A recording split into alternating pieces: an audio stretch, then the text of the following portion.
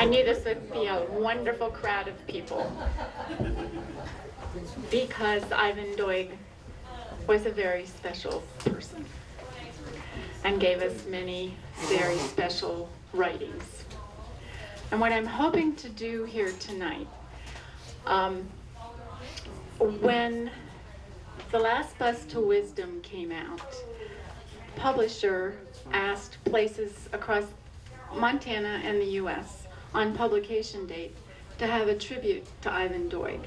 And I said, well, you know, we're all planning to do something for the Montana Book Festival, but yes, we will very gladly have a tribute for Ivan on August the 18th, and then do something again at the Montana Festival of the Book. What happened on the night of August 18th is that we asked, Fact and Fiction asked people from the dedication of Winter Brothers. The book was dedicated, this one is for the members of the Missoula Gang when we owned the West. And there is quite an impressive list of people. And what happened with when we owned the West, when most of the Missoula Gang met Ivan, it was right during a conference called Who Owns the West that had been sponsored by Montana Committee of the Humanities. I always have to remember which order. And people talked about knowing Ivan from that academic, wonderful meeting that happened. So I've asked a couple of people that spoke at that, and kind of, as I say, seated the audience and said, some people didn't have a chance to talk. Other people, if you're willing and you want to talk, please come and start the ball rolling about talking about Ivan. And then this is more or less an open mic, so that others of you can talk about Ivan. Something that will start, I think, passing around in this room. I don't know how many of you have had the chance to read The Last Bus to Wisdom. The Last Bus to Wisdom has a character named Donald. And he has to tell people, yes, it is Donald, without the D because it's Scottish. Because one of the first people I emailed said, is it Donald or Donald? You know, did I make a mistake? And I said no, and I gave her the quote as to it is Donald. And Donald on his bus trip has an autograph book. And he has everybody that he encounters on this bus sign the autograph book. And Ivan has used a lot of the cheesy things that we all grew up signing in autograph books, as well as some words of wisdom. So we have an Ivan Doig autograph book. And if you so choose, we're going to pass it around. We'll have it here at the store for probably several more weeks. And then at some point, we intend to pass this on to Carol Doig, his widow. So I will start doing that. And I guess I have to say, as a bookseller, I met Ivan on many occasions, but the first time was when This House of Sky came out.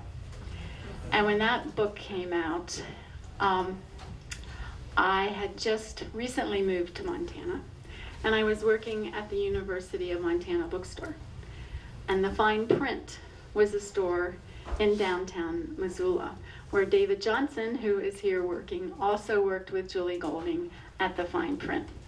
So I went to the Fine Print to meet Ivan, and we did a tandem drive from downtown Missoula over to the campus store so that you would know which lane to be in when and how to turn and how to park and where you were going so that Ivan could be at the campus store and also do a signing. And then over the years, Ivan would graciously come to Missoula all the time. He'd come to Fact and Fiction. He came to the Montana Book Festival.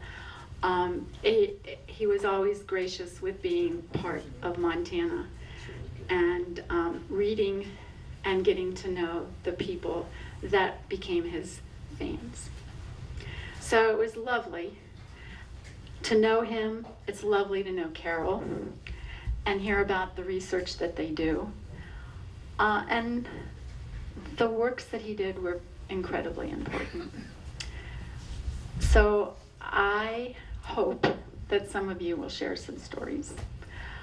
I'm going to call on Ginny Merriam first, because she talked at the last tribute about how she got to know Ivan because she was a book reviewer at that point in her life.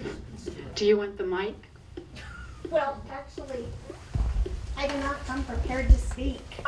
I'm so sorry. Do you want to do off the cuff? Sure. I could try. You can do.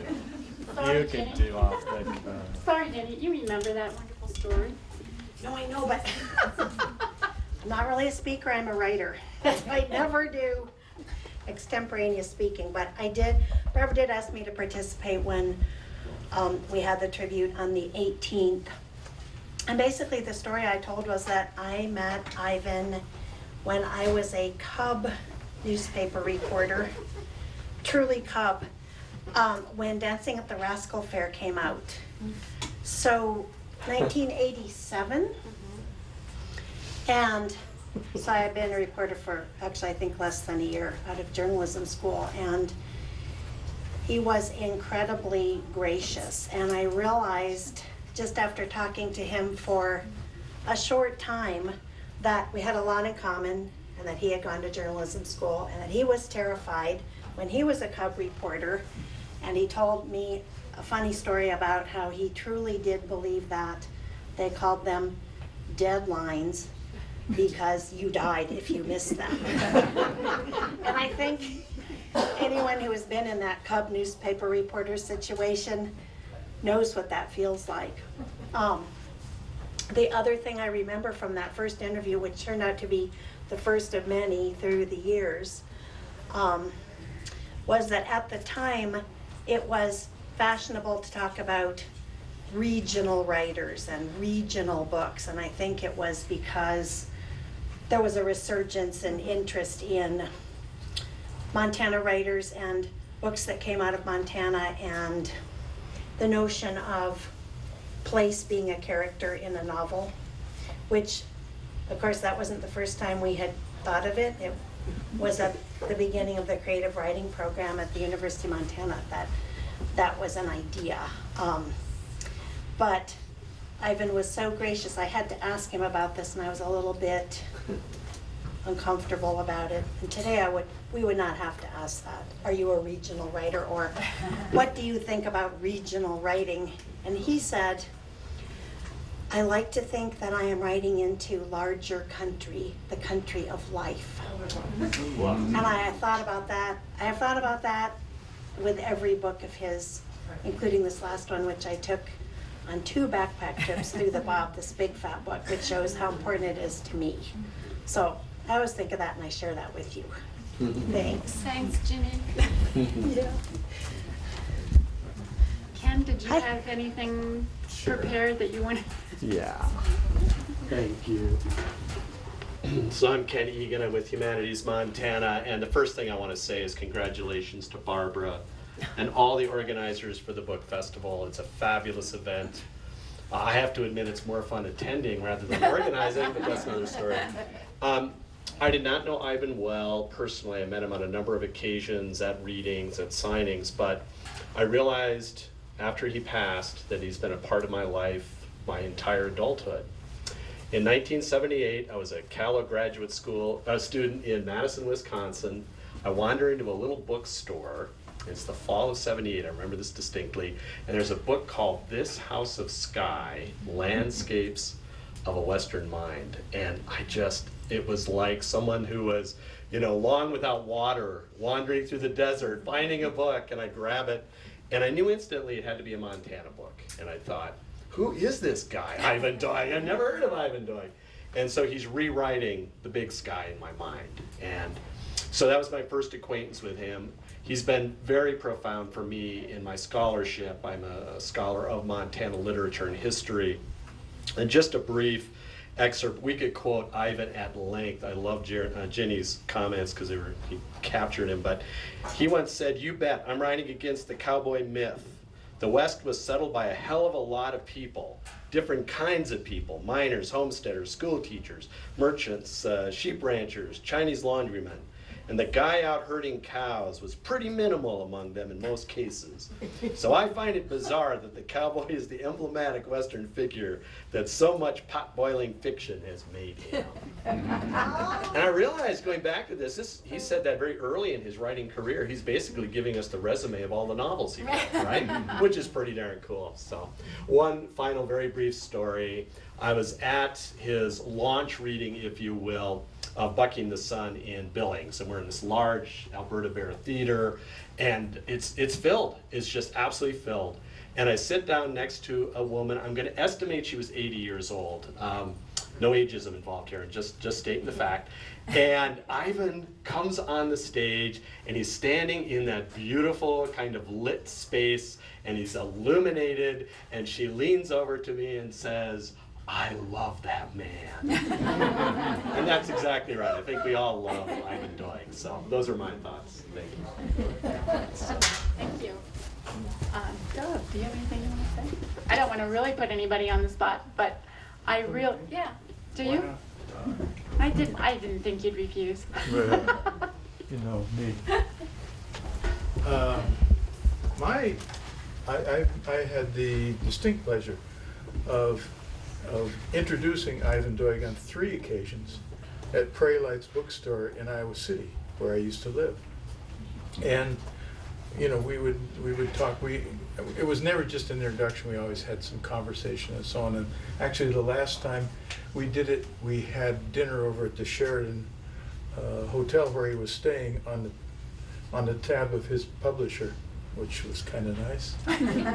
But you know, if you know Ivan, you know that he was a meticulous researcher. He was a historian, a PhD in history, and he really did serious research to prepare these books. My favorite book, it was the second time that he introduced him, is Bucking the Sun. Because I learned so much reading that book. The first one I think I introduced him was Hard Earth, and then a few years later it was Bucking the Sun, and then the last one was what's the one about the singer? Prairie Song. Prairie Song. Yeah, that was the last one. In that one, interestingly enough, when you come to the back of the book where he talks about his sources and so on, he's got a reference to a book that my father wrote, right, which is called Traces on a Landscape. I don't know if you got copies of it. Well, I got boxes of them. So if you need to know. But the other thing I remember, he was so much fun, you know, and he always wrote nice little personalized things in the ones that he autographed for me when I introduced him.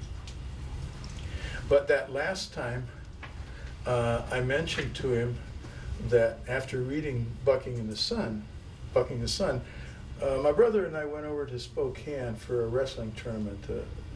The Olympic trials, in fact, were in Spokane that year, in '96. And I started in telling him about our trip. And he says, "You son of a bitch." He says, "I know what you're going to say." Because he makes reference there to the Oasis Bordello Museum in Wallace, Idaho, where we had to make a stop, right, in order to see this pilgrimage to the Oasis Bordello Hotel. And he had cited that place because there was historical material to be gleaned from that. That's my experience with Ivan. Thanks. Thank you.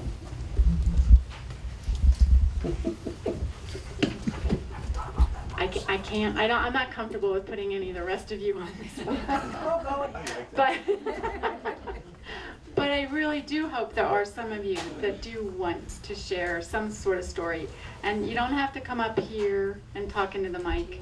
I think people can hear and we can just discuss and do some things. I remember another customer came in after he died and talked about how Ivan would come and talk to her father. And I had no idea. that this person had that kind of a connection with Ivan, and having her father tell him stories about what was going on outside of Shodo and in ranching and doing things. So I think there are some of you here that maybe I can convince to tell something about Ivan.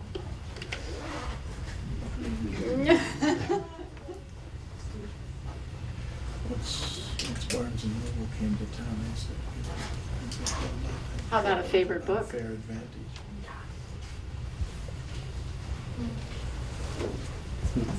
Yes, I like the Whistling Season.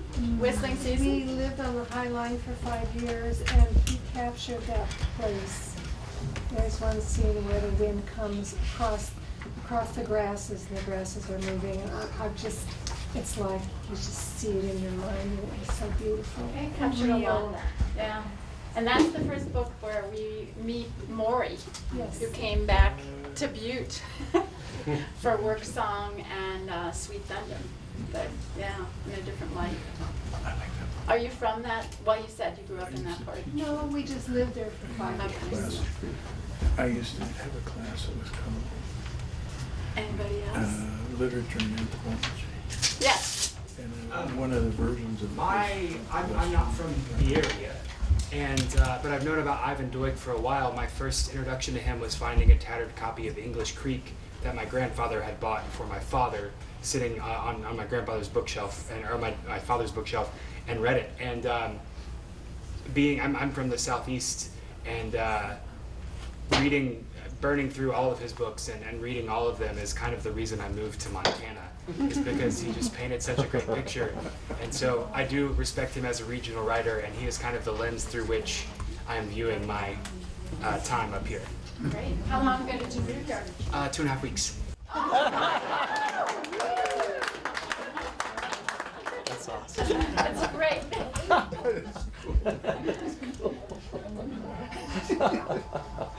Didn't I'll expect just that say, one. Margaret, a mutual friend of ours, Craig Leslie, when I was an undergraduate, I was in his class, and Ivan Doig was reading in Portland where I was in college, and Craig said, you should turn out for this reading tonight, because as long as you try to stay in this business, as long as you write, you'll never meet a better person than Ivan Doig. And I think that's probably true. It was a wonderful reading. It was my introduction to him, and it was This House of Sky, and I've enjoyed his work and enjoyed meeting him ever since that evening.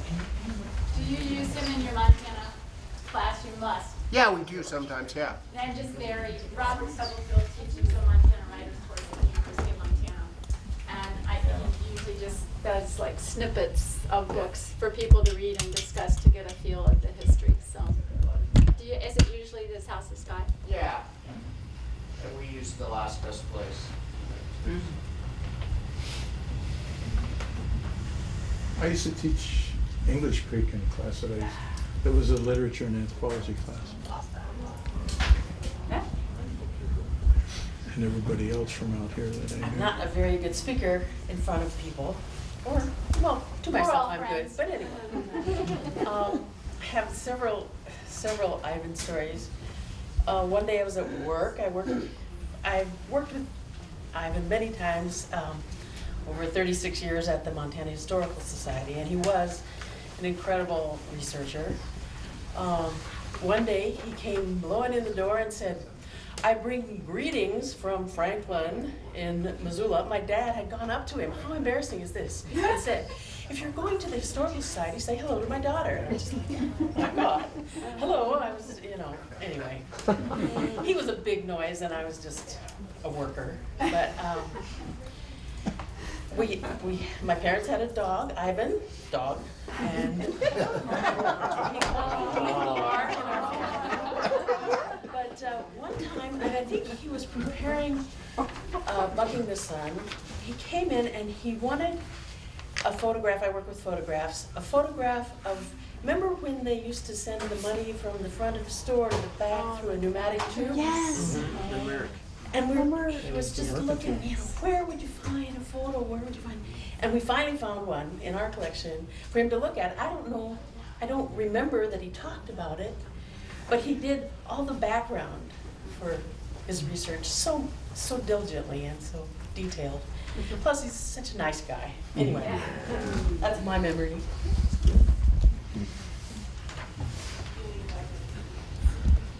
Anybody else? There's gotta be some more stories out there.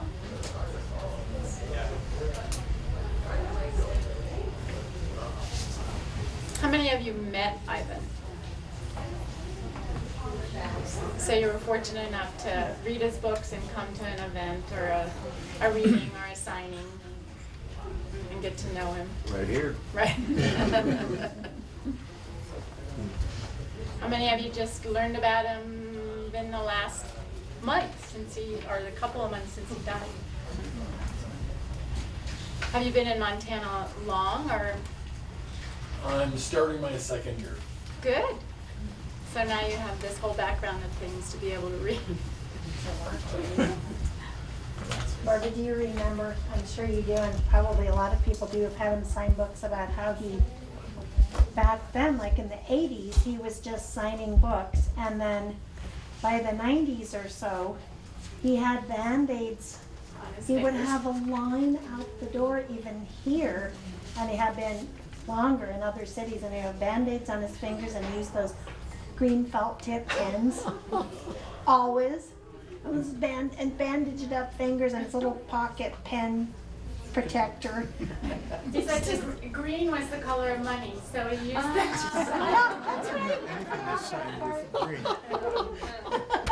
He's a very practical man. And of course, you know, the last thing he wanted to do, much like any politician, was shake hands with everybody because his hands really did hurt. And people always wanted to shake his hand, and you know, he'd kind of stand back. He'd be most gracious, but you know, it's hard. That's that public life that you go through.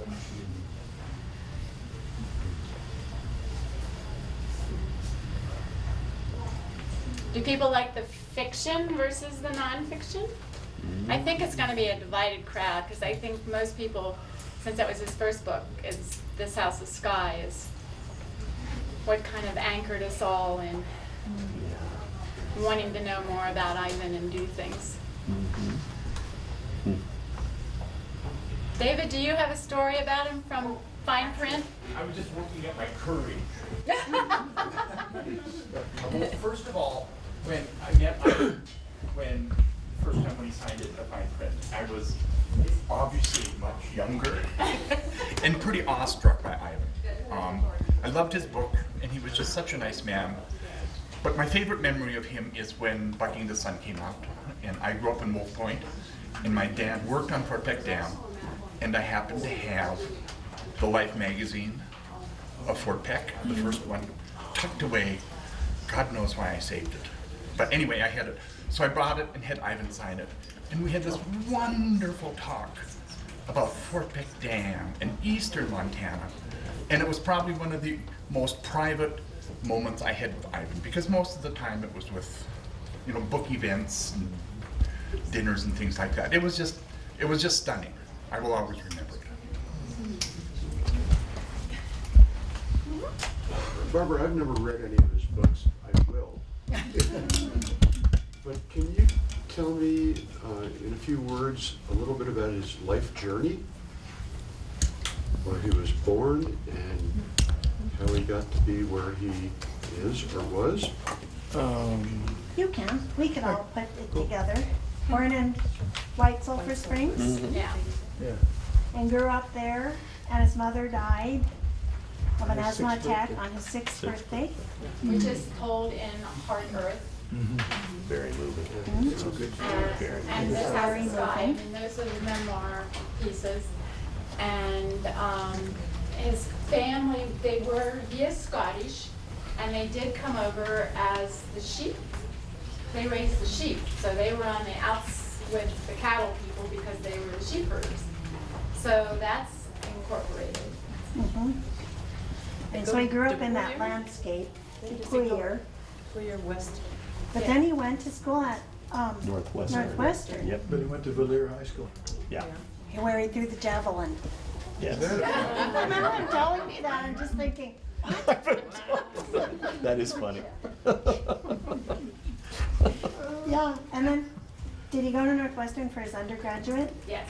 Right away, journalism degree. He was brilliant. And later he went for a master's in history after he tried newspaper reporting and kind of went, maybe not, which a lot of people do. And is that where Carol, and that second degree, because she's also an historian, and she was a wonderful companion and also a co-researcher with Ivan.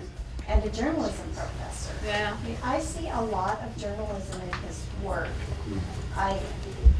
Even in a novel, as you were saying, his research is so meticulous and he uses it so accurately that it's almost his own hybrid form. I kind of love that. And he lived in Seattle all of his publishing life.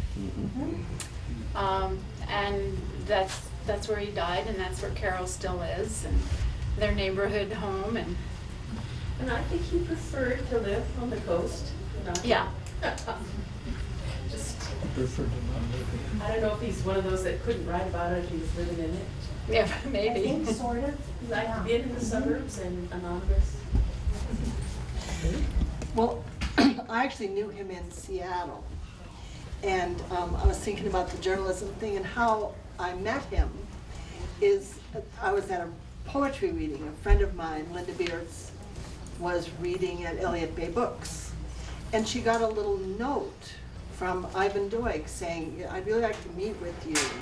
I was at your reading, and she said, have you ever heard of Ivan Doig? And I'm like, he's a famous guy. Really? Because I'm from Montana, but I was living in Seattle. So they met, and he told her that he really needed a poet to read his work. And actually, they became close friends for many, many, many years, and he brought Linda on a tour of Montana one time. So I was fortunate to be the recipient of getting to know him through Thanksgiving dinners and summer parties and things like that, and get to know he and Carol. Because I'm just a reader, not really a literary person, but I think that meticulous historic research was also matched by just a deep interest in the details of how the words even went together and sounded. So. He was a word artist. Yeah. I mean, he wanted to, and it's very telling that he wanted to have a poet read his. That's a wonderful sign. And I think he also wanted to know his readers. I mean, he could relate to people no matter where he was. Obviously relate and share stories through some of his research of being in Montana and people that were here in the early days. But he also enjoyed meeting booksellers, readers, the common people who were coming to read him and find out why. He was always, I think he shares the record, Ivan Doig and Pete Fromm have the most Pacific Northwest Bookseller Awards for their writings. And I think that's because the booksellers across the Northwest could identify with Ivan, with his stories, and saw him as a true master. But he would come to bookseller meetings and dinners. Sometimes you do that earlier on in your career than you do later. But he was always most gracious to let booksellers and readers know what it was he was working on, which I think became an important part of Ivan.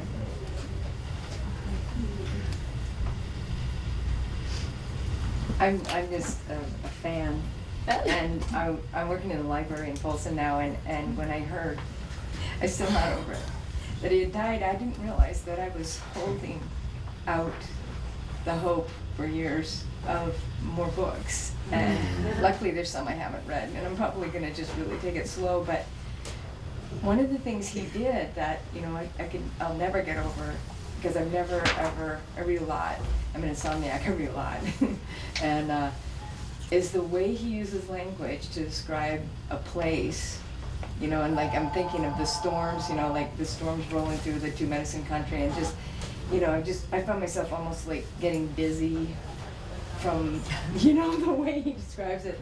But then, at the same time, he describes relationship dynamics in a family that I have not encountered in any reading from anywhere else, that are so unique, that you know, the ones that come from his life, you know, and the way he described like his grandmother and his dad, you know, this kind of unholy union, you know, that raised him, and but then in the fiction works as well, that he, to me, he describes subtleties in relationships that help me see things in relationships in my own life that I would have never seen, because I just don't know how people do that.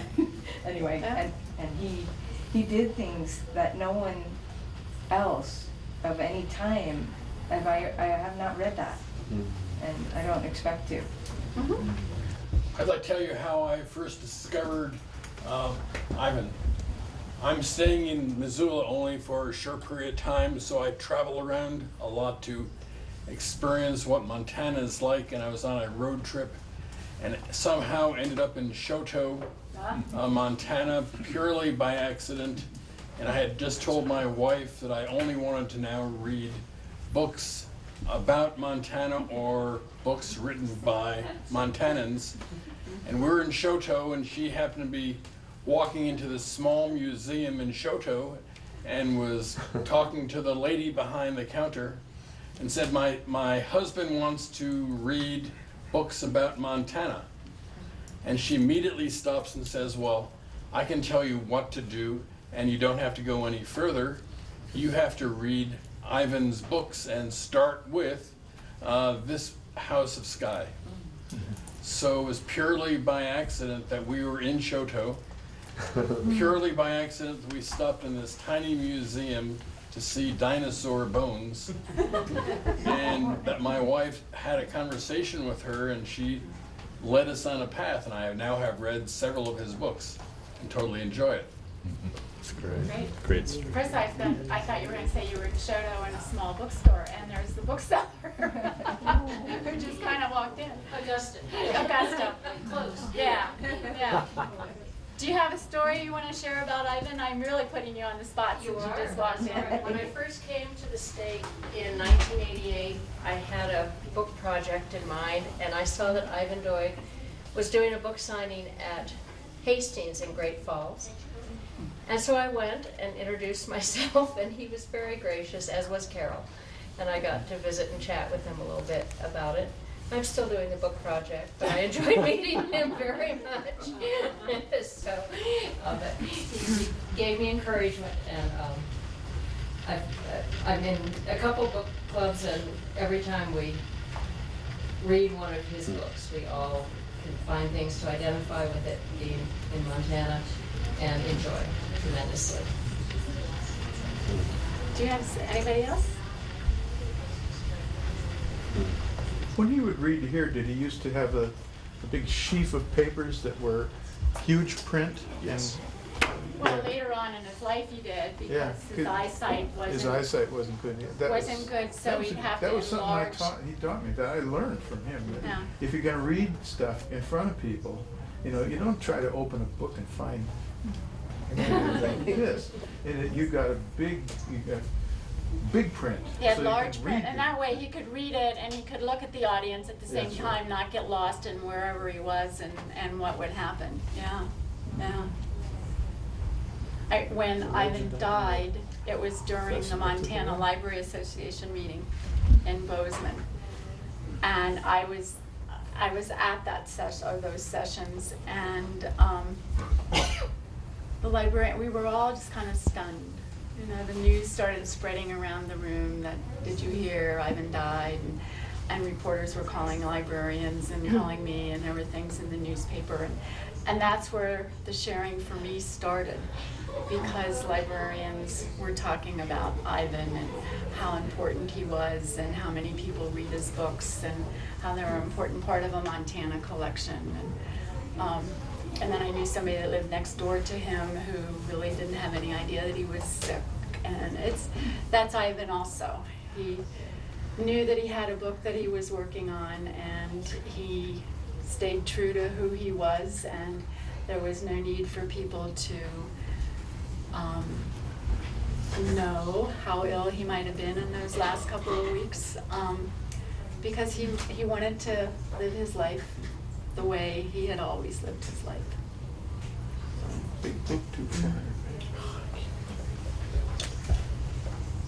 Anybody else? Well, I thank you for being part of a tribute to Ivan. And no, we will not have many more new books, but we have all kinds of readers for many reasons to be able to introduce him to. And we have people that will move here because they had read the books and want to see more about Montana. We have people that come all the time, and luckily for you, there are a lot of Montana writers, so boy, you won't have to worry about who you might go on and read next. But how... So can you tell me who I should read next? Well, you know, yeah, we'll talk Don't put Barbara on the spot there. Yeah, well, I was gonna say, we have tags all over the store that say Montana authors. Because there are so many, and it is wonderful. Probably Jim Welsh, if you haven't read Jim Welsh. I would say move on to Jim from Ivan, and they were very good friends. So, thank you. And I think Ken, is Ivan part of the Montana author, the Humanities Montana? Oh, the Montana Authors Project? Yeah. Yes, this House of Sky is on the Montana Authors Project, and that's an online map where we locate various important settings in particular books on the map, and you click on a link and you get a photo of that particular place and then an excerpt. And this House of Sky is my favorite of all our maps, I have to admit. It's a beautiful, beautiful thing. And there may be more. Yeah, there will be more. There will be more. So thank you. Well, thank you all for being here. Thank you. And we have, you know, many more things going on. So we have another full day tomorrow, but we have a full evening still of many things that are going on. So enjoy.